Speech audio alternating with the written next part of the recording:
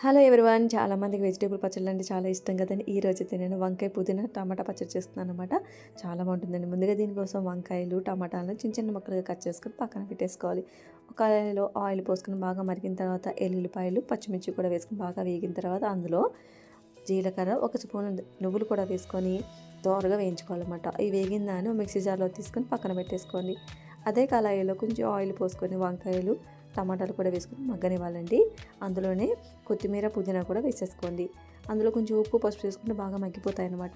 ఇలా దాంట్లో కొంచెం చింతపండు కూడా వేసుకుని మూత పెట్టి 2 నిమిషాలు వదిలేసామనుకోండి, చూసారా ఇలా మెత్తగా మగ్గిపోతాయి అన్నమాట. ఇది బాగా చల్లార్చుకోవాలి మనం.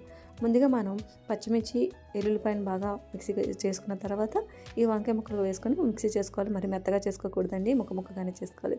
తర్వాత ఇంగిపోపు పెట్టుకొని దాంట్లో ఈ వంకాయ పేస్ట్ అందులో వేసేసి కొంచెం సేపు మగ్గనీసి అయిపోతుందండి. వంకాయ పచ్చడి చాలా బాగుంటుంది. ఒకసారి ట్రై చేసి చూడండి. మీకు నచ్చితే సబ్స్క్రైబ్ చేయడం మాత్రం మర్చిపోకండి.